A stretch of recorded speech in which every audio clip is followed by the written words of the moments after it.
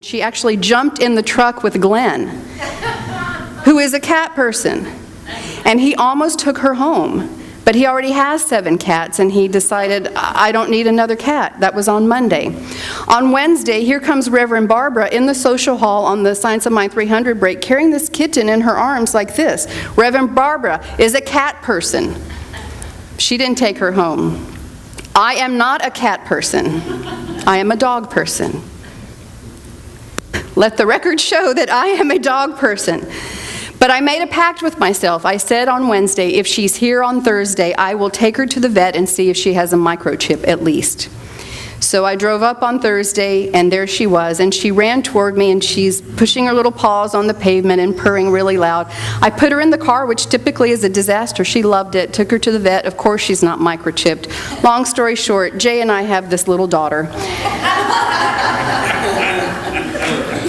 She's an absolute doll, and let me tell you, if this tiny kitten can manifest a fabulous house and 2 people to wait on her hand and foot, imagine what we can do. What we're looking for is simultaneously looking for us.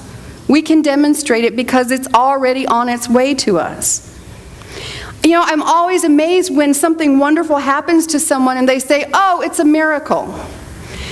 In my younger days, when I was more militant about this philosophy, way more militant, I know I still am militant, but more than I am now, I wanted to say, and I did often, I would say, it's not a miracle, don't be stupid, this is normal, this is the way it's supposed to be. And even now, I'm tempted to instruct people about truth, inform them of how it's supposed to be, because what other people call miracles, we know as divine synchronicities, right? They're divine synchronicities. There is nothing unusual about wonderful things happening in our lives. It's natural. It is the way it's supposed to be. Because the thing we desire or imagine already exists. And it wants us as much as we want it. It belongs to us. Therefore, it is looking for us. It is looking to find its home with us. It is moving toward us as we move toward it. We're getting closer together all the time. But at the same time, it's never really been separate from us, has it? Which brings me to the second point, which is wherever we are, everything is. Wherever we are, everything is. A few weeks ago in a fabulous talk, I heard Reverend Dar say, there's nothing we need that is not already here. Was anyone here and heard that? Now, did she mean we should just settle for whatever? No, not Reverend Dar. We know her better than that. What she meant was that our good has already been created. Everything we desire is already here. It's merely awaiting our recognition of it. You know, so many times in our lives we were looking outside ourselves, looking out there, when the thing we wanted was right here all along. If we had paid attention, we would have seen it. Okay, we can do that now. We can pay attention now. I have a dear, dear sweet friend, Reverend Nancy Stepp in Maryland. And anytime I need a story, I call her and say, I need a story. The woman is a veritable repository. And she's going to kill me for saying that. It doesn't sound very complimentary. But she shared one with me from Wisdom of the Heart by Alan Cohen, and it's about Robert, who is a spiritual seeker. The man wants enlightenment. He's tired of the day-to-day experience he's having. And he heard about a wise man who lived at the top of a remote mountain, and how if you could just go and spend a few moments with him, somehow magically life got better. It was being touched by the sage. So Robert dropped everything he was doing at the moment and set out on this pilgrimage. He even hired someone to make the trek with him, to make sure that he got there okay.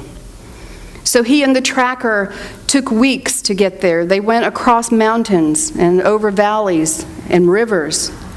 And it took a long time, and finally they arrived at the door. And a servant answered and invited Robert in. And he's talking to Robert and leading him through rooms and talking. And Robert was so eager to meet the holy man that he didn't even pay attention to what the servant was saying. And before he knew it, they were at the back door, and the servant was inviting him to leave. And Robert protested, "I came all this way. I put my life aside. All I want is a few minutes with the holy man."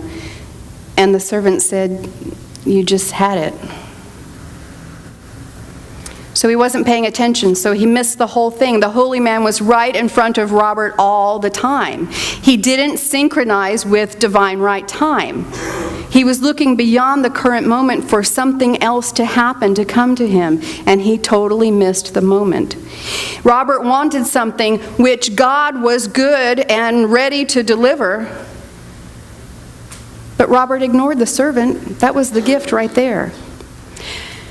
How often have you been looking for something outside that was right in front of you the whole time? Has anyone ever done that? We have a saying for that in the South. If it'd been a snake, it would have bit you.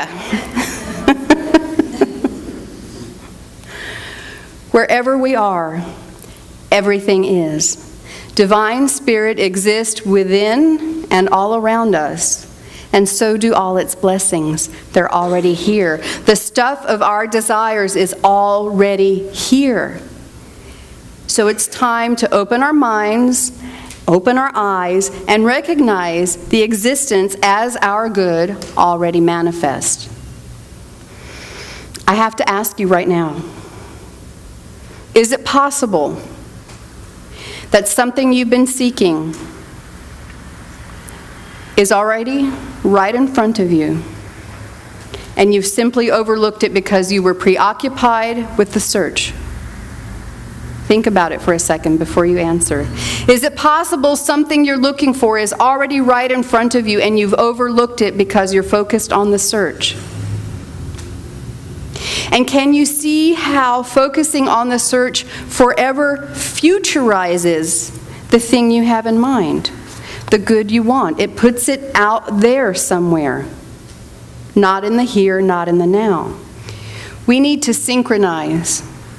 We need to bring our attention to the present moment. This means not futurizing. It also means letting go of the past, which brings us to point number 3, which is whatever is in our lives belongs in our lives. There is a reason events and people from the past didn't make it into the present. This is a good thing. They didn't make the cut, so to speak. When I was in my 20s, I played a lot of golf, and now I don't. I simply don't have time, and I really miss it. And sometimes I'm still resentful, even though I have been in California for 17 years. I still miss golf, and sometimes I complain and I go around thinking, yeah, well, I used to get to play golf, and it was so much fun, and now I don't anymore. I did a lot of other stuff in my 20s I don't do anymore. Thank God for that. But we're always evolving, and so things get left behind. They go by the wayside, and that's okay, because whatever we're doing now is what we're supposed to be doing now. As we grow and change, so do the things that we engage in. And the things that work well continue to abide in our experience. We continue to brush our teeth and eat and sleep and work at a job and develop our spirituality, for example. These things continue, although they too change and evolve. But whatever is in our lives belongs in our lives. And this is true of people as well. How many of you have someone in your life you wish would go away? Come on, be honest. Marianne has somebody. If you have tried to get rid of them and they're still here, guess what?